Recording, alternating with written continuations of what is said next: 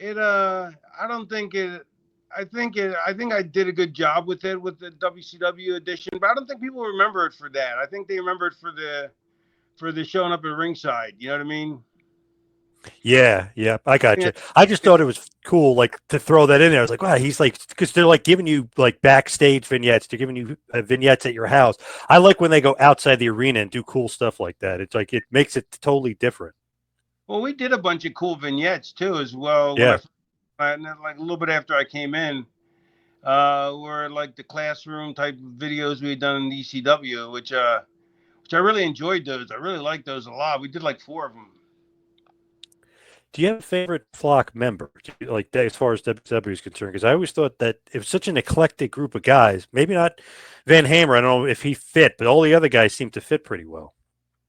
Yeah, I didn't get a choice with most of the guys. The only one I got to choose, the only two I got to choose on my own were Sick Boy and Lodi. Um, and everybody else was given to me, but not that I regret having them, but I had a slightly different view of my flock than they did. You know, they wanted to recycle guys. I didn't want any. I wanted all guys that were like power plant guys you'd never seen before, because I wanted it to be all. I wanted to be like really original looking. So nobody was a retread. I didn't want any retreads.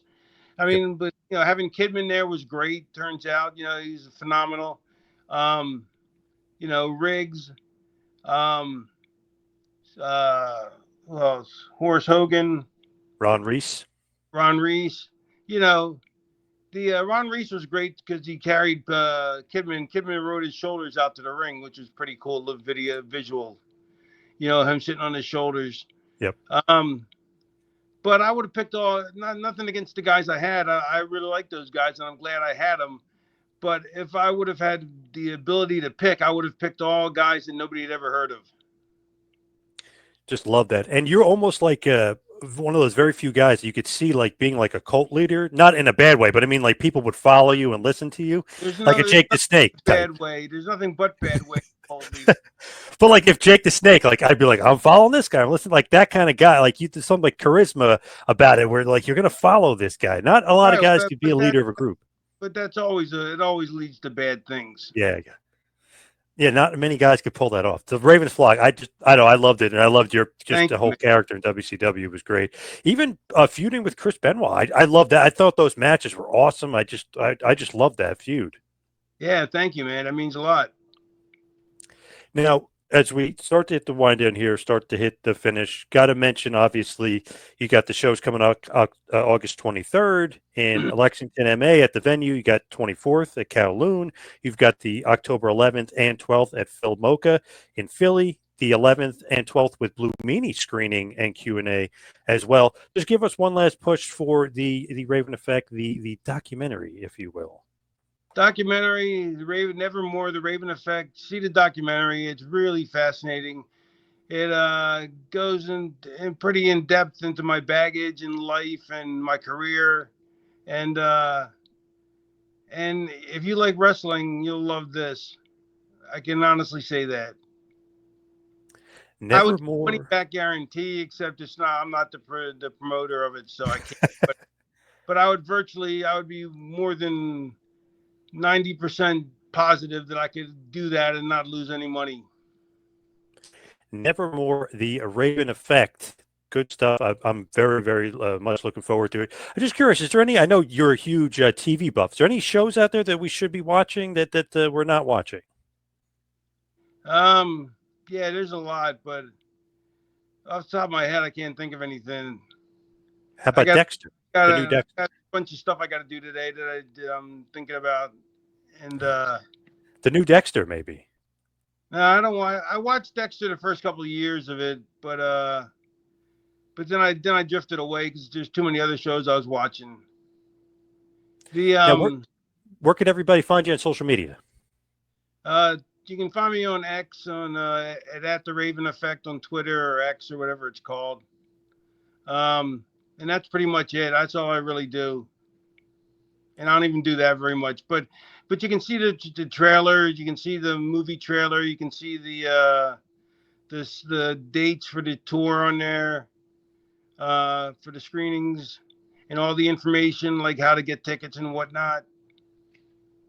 So, and the Raven Effect podcast as well, right? I mean, with our buddy Joe Feeney. Tune into the Raven Effect podcast. Yeah, we Got to don't talk mention about Joe wrestling. Feeney. We talk about anything but wrestling. So just be warned. But it's ridiculous, nonsensical banter that among a bunch of friends that just ridiculous.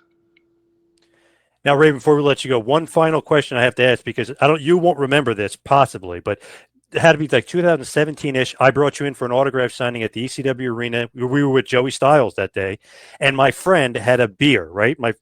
And he sat it down at your table, and you said, "Don't sit the beer on my table." And then you said you've seen it a million times, going to knock over. And he started arguing with you that it was fine, that he's not a drunk, he's not an idiot, he's not going to knock over the beer. But what do you think, though? Should he really do that on the merch table? Isn't that the wrong thing? No, anybody should put an open container on a merch table, because it's going to get knocked over. I've had guys say that and then knock it over, you know. So he claims you were in the wrong. Let him do it. You know, anybody that wants to argue about that is ridiculous. They just put it on the ground like a gentleman. To this day, he still brings it up to me. He says that, "Oh, Raven, I can't believe Raven told me to take the beer off the table." I'm like, yeah, what if somebody knocked into the table by accident, you know? Yeah, they don't get it. Until you've had all your 8x10 soaked and ruined, you don't get it. Not that it's a big expense for us to replace them, but it's a pain in the ass, Yeah, I just feel like the common courtesy here. I mean, like maybe you might not knock it over. Somebody else might knock it over by accident. Stupid. Yeah, even I might knock it over because I'm not used to it being there. Or somebody, he puts a belt down to get it signed, and the arm of the belt goes, whoop, knocks it over. He knocks it over with his hand. I've had it happen too many times. I've had it happen once to me and seen it happen too many times to other people. Totally agree. I'm glad I finally got to ask you, because it's been years, and I'm like, dude, he's like, you're totally in the wrong, and he was right, and he still like cries about it. It's crazy. He's a bitch. I agree. Well, Raven and the Raven Effect, Nevermore, the documentary. Check it out. Obviously, check out the Raven Effect on X for more information. August 23rd at Lexington, August 24th, Kowloon, and then October 11th and 12th, Phil Mocha, Q&A screenings and more. Chicago and Chicago 29th. So you got so much coming up. Raven, good luck. It's Logan Theater in Chicago. Oh, Logan Theater. Okay. Logan Theater in Chicago. Check out all the information at the Raven Effect on X. Everybody should get out there and see Raven, one of the all-time greats. Thank you so much. Appreciate all the time. Thanks, man. Good talking to you.